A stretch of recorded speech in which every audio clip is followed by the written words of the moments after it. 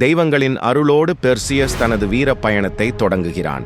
அவன் மரண நிழலால் சூழப்பட்ட மெடூசாவின் பாழடைந்த அரண்மனையை அடைந்ததும் உலகம் பயப்படும் இருளும் பனியும் உடைந்த கூரையின் இடைவெளிகளில் இருந்து நிலவொளி மட்டும் உள்ளே விழுகிறது. அந்த ஒளி கல்லாய் மாறிய போராளிகளின் முகத்தில் அமைதியான பயத்தை ஒளிரச் செய்கிறது. மெடூசாவின் முகத்தை நேராக பார்ப்பவர் யாராக இருந்தாலும் சிலையாகி விடுவார்கள்.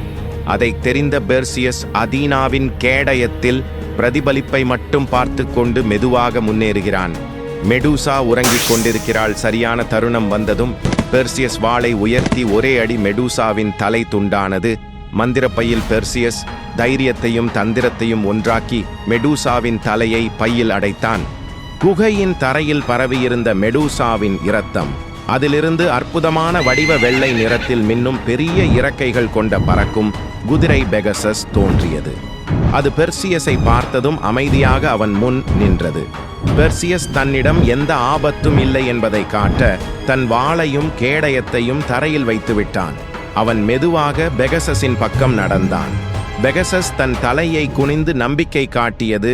பெர்சியஸ் பெகசஸின் கன்னத்தில் கை வைத்தவுடன் பெகசஸின் உடல் முழுவதும் தங்க ஒளி பரவியது. தனது பெரும் இறக்கைகளை விரித்து வானை நோக்கி பாய்ந்தது. அதன் முதுகில் உட்கார்ந்திருந்த பெர்சியஸ் காற்றை வென்று பறக்கும் சுதந்திரத்தை உணர்ந்தான். திரும்பும் வழியில் கடற்கரையில் பாறையில் கட்டப்பட்டிருந்த ஒரு இளம் பெண் அவன் கண்களில் விழுகிறாள். அவள் ஆண்ட்ரோமேடா எத்தியோப்பிய இளவரசி. கடலின் கொடூர அரக்கனுக்கு உணவாக கட்டப்பட்டிருந்த கடல் வெடித்தெழும் சத்தத்துடன் அரக்கன் நீரிலிருந்து எழுகிறது. அதை அழிப்பது முடியாதது. ஆனால் பெர்சியஸ் வானத்தில் இருந்து இறங்குகிறான். மந்திரப்பையை திறந்து மெடூசாவின் தலையை உயர்த்துகிறான். அரக்கன் ஒரு கணத்தில் கல்லாகி நொறுங்கிப் போகிறது. அந்த நொடியே ஆண்ட்ரோமெடா விடுதலை பெற்றாள். பெர்சியஸின் தைரியத்தையும் நற்பண்பையும் கண்டு ஆண்ட்ரோமெடா அவனை விரும்புகிறாள். இருவரும் சேர்ந்து புதிய எதிர்காலத்தை நோக்கி பயணிக்கிறார்கள். செரிபோஸ் தீவிற்கு திரும்பும்போது பெர்சியஸ் அரசன் பாலிடெக்டிஸ் அவன் தாயான டானே மீது கொடூரமாக நடந்து கொண்டதை பற்றி அறிகிறான். அரச மண்டபத்தில் பெர்சியஸ் நின்று மந்திரப்பையை திறந்து மெடூசாவின் தலையை காட்டுகிறான். ஒரே நொடி மன்னன், பாலிடெக்டிஸ் மற்றும் வீரர்கள் கல்லாகி விடுகின்றனர். பெர்சியஸ் ஆபத்தான மெடூலா தலையை கடலில் வீசினான்.